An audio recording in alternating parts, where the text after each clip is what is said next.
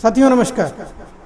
आज मैं अपनी बात की शुरुआत एक छोटी सी कहानी से करूंगा और यह कहानी आपको एक बार के लिए सोचने पर जरूर मजबूर कर देगी। साथियों हुआ यह कि एक शहर में एक जो सबसे धनी व्यक्ति था उस शहर का, एक बार रात में अपने ऑफिस से सारा काम खत्म करने के बाद वो सीधे अपने घर की तरफ रवाना हुआ और वो रात में करीब 11 बजे अपने घर के सामने रुका। ड्राइवर उसकी गाड़ी लेके जाने लगा।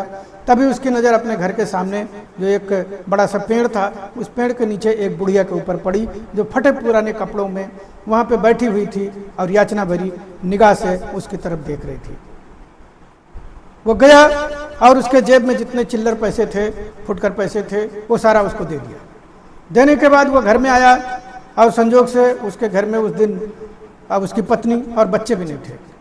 तो उसने सोचा और उसके घर के सामने जहाँ पे वो एंट्री करता था बिल्कुल सामने ही भगवान की तस्वीर लगी हुई थी और वो भगवान से जाकर के उसने शिकायत करनी शुरू करी कि भगवान आप उस बुढ़िया के लिए क्यों नहीं करते हैं कुछ? आपने मेरे लिए इतना सारा कुछ किया, मुझको आपने दोनों हाथ से लुटाया, लेकिन आपने उस बुढ़िया के लिए कुछ नहीं किया। आप क्यों नहीं कुछ करते हैं?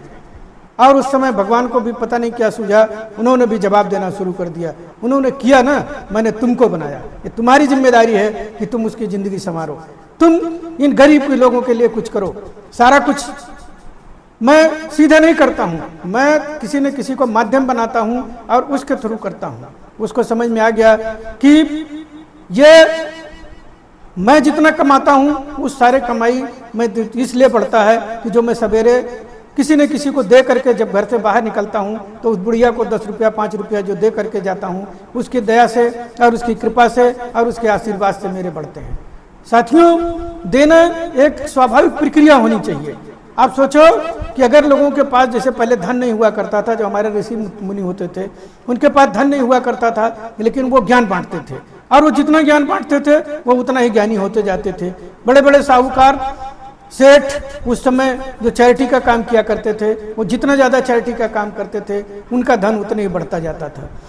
और गरीब और अमीर आदमी में बस जरा सा डिफरेंस है कि गरीब आदमी कभी अपना मुट्ठी नहीं खोलना चाहता, क्योंकि वो सोचता है कि अगर ये पैसा अगर मान लीजिए अगर 10 रुपया मेरे पास है, अगर 10 रुपया में से अगर मैंने 1 रुपया खर्च कर दिया तो मेरे पास 1 रुपया कम हो जाएगा, मेरे पास 9 रुपया ही बचेगा। लेकिन जो अमीर आदमी होता है वो सोचता है कि मैं अगर मेरे पास 10 रुपया है और मैंने अगर 2 रुपया खर्च कर दिया तो मेरे सेहत पे कोई फर्क पड़ने वाला नहीं है, क्योंकि मेरे पास कमाई का ऑलरेडी स्रोत है। मैं जानता हूँ कि ये 2 रुपया के बजाय मैं 20 रुपया और कैसे पैदा कर सकता हूँ। साथियों, यह पूरा दुनिया एक बूमरैंग है। अगर आप समाज में चाहते हैं कि समाज व्यवस्थित हो तो आपको भी व्यवस्थित होकर चलना पड़ेगा।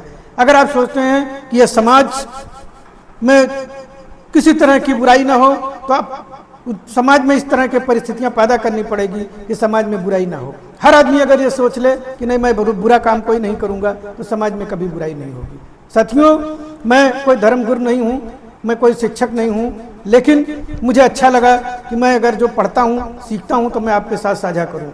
और अगर आपको जरा सा भी अगर ये समझ में आ रहा है तो मेरा ये निवेदन रहेगा आपसे कि आप वीडियो को लाइक करिएगा और शेयर करिएगा और सब्सक्राइब भी कर दीजिएगा, क्योंकि मैं कोशिश कर रहा हूँ कि आपके लिए अच्छे से अच्छे वीडियो और अच्छे से अच्छे सलाह जो आपके जीवन में थोड़ा सा भी परिवर्तन ले आ सकें, तो मैं समझूंगा कि मैं बहुत धन्यभागी हूँ कि मैं आपके जीवन में थोड़ा सा परिवर्तन ले आ सका। नमस्कार, धन्यवाद।